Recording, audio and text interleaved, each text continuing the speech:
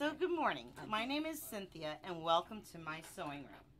I'm going to go over an introduction to serger and some tips to make your understanding of sergers better.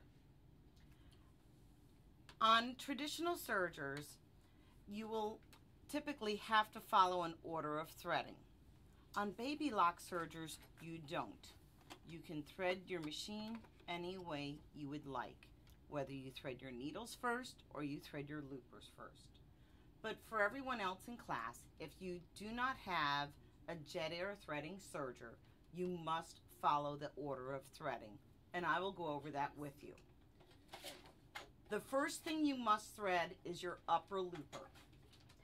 The second thread you will thread is your lower looper, and after those two are threaded successfully, then you can thread your needles. If you break a needle thread in the sewing process, you can just rethread the needle and continue on. However, if you ever break a looper thread on a traditional serger, you must unthread the needles first and then thread your looper and then rethread your needles.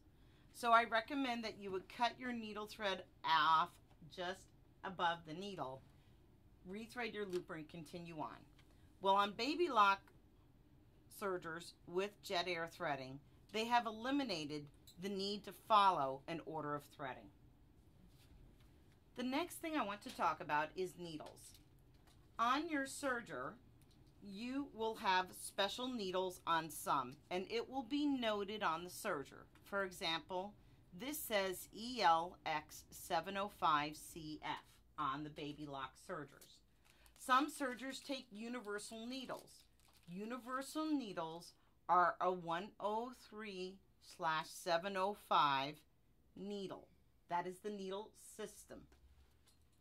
The EL means they're extra long, and the CF refers to chrome finish. So here is a package of the needles.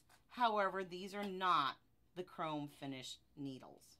The chrome finish is there for high-speed serging, and they cost a little bit more, but it's well worth the investment.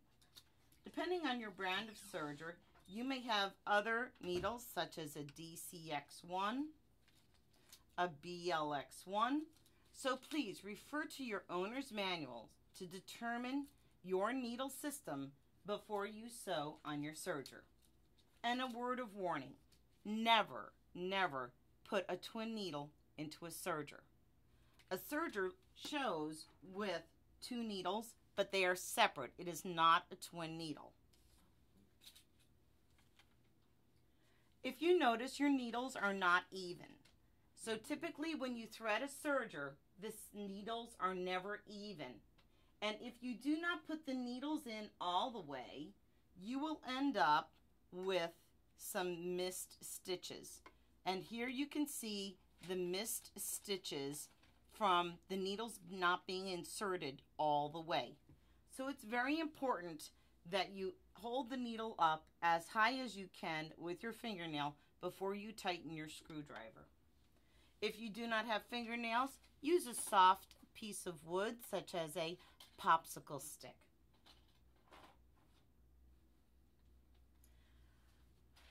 On some machines, you have different feet to give you different stitches. However, on the baby lock, when I want to go to a rolled hem, I just turn the knob, and it retracts the stitch forming finger.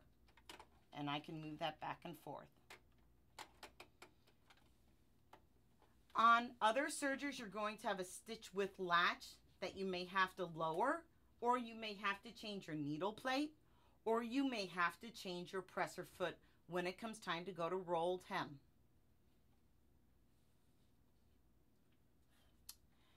On most sergers today, there is a special feature called Differential Feed.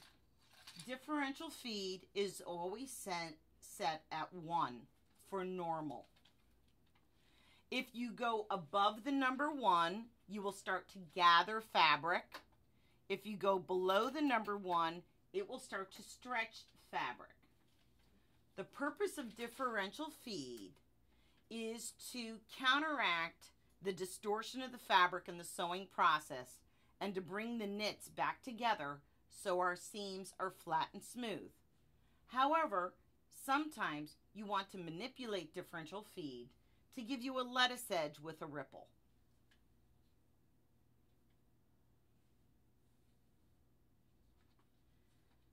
On some sewing machines where you have an extensive quantity of stitches, your threading paths may change.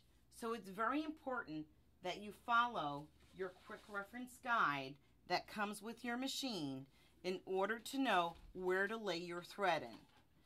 Just because one groove is for the upper looper in this stitch, it may not be for the upper looper in another stitch.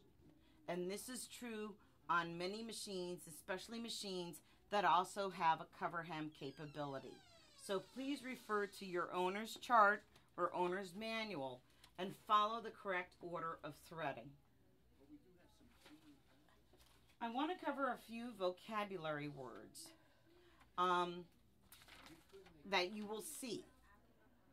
We have the term over edge or overlock and the term serging. Different manufacturers may use these terms interchangeably, or they may refer to different qualities of stitching. So please test on a scrap before you sew your project. Sergers are also capable of doing flat locking, rolled hems, a safety stitch, a chain stitch, a cover hem, a decorative cover hem, a top cover hem, and many combinations thereof. So this machine here can do over 40 different stitches. There are 6 factors that determine a stitch. Number 1 is your number of needles. Number 2 is your number of threads. Number 3 is going to be the width of the blade. Number 4 is your tensions. And on most sergers, you have dials to set your tensions, and we will go over that later. However, on the Baby Lock, you just have a dial with your automatic thread delivery, and you go from A, B, C, and D to set your stitches.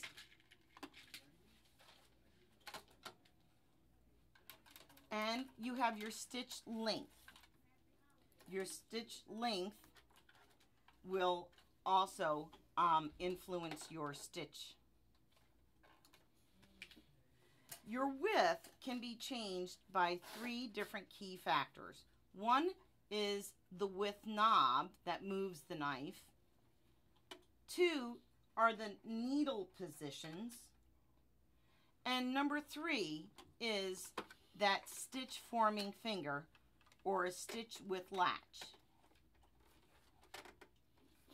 So it is important for you to understand the basic concepts of how a stitch is formed in your serger so that you have successful results.